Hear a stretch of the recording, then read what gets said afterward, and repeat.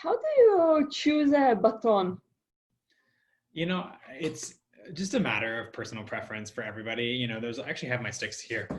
There's, you know, a lot of people really talk about, let's see if I can pull one out. Like a lot of people are really big about balance point, right? So a lot of people are really big about the stick, like balancing right where the handle meets the shaft of the stick.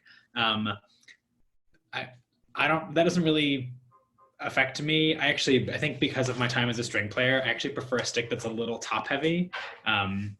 And so that's just usually what I go with. I mean, the sticks that I use are like $10. They're really cheap.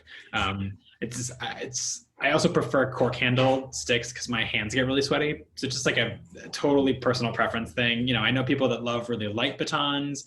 I prefer mine to have a little bit more weight to it, but again, I'm a string player, so like I'm used to manipulating the bow, and it's in the same hand that my baton would be in. So I don't really think there's a rule to it. You know, I think it's just a matter of like trying out a bunch of different things and seeing what each person likes in particular. The one thing I have experienced though, I think being a theater conductor and because the lighting is so dim, I've had players comment that if I use a stick that's too thin, they can't see the baton.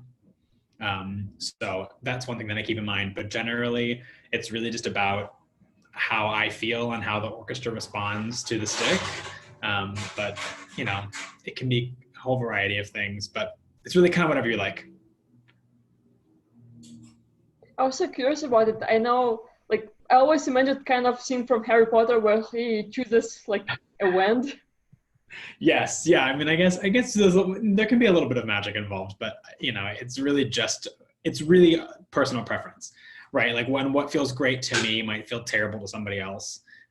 So it's really just about what feels good in your hands and what you feel comfortable manipulating. And is there a right way of holding it? Again, whichever way is the most is the clearest. Whichever is the way that has the least amount of distraction. So, I mean, I think when we were in college, we talked about the idea of not breaking the plane, right? So it should be one continuous plane from the elbow through the tip of the stick. That's very textbooky. And in many cases, especially in wind conducting, that works really well. I think it really is just about, are you using the stick in the best way to communicate your ideas? So I know people that hold it like this. I know people whose fingers are out. You know, if you have a grip that's showing tension, maybe your players are going to react to that tension in a way that you don't want. So it's really just about whatever helps your body language and whatever helps you convey it. But again, it's really just a personal preference thing.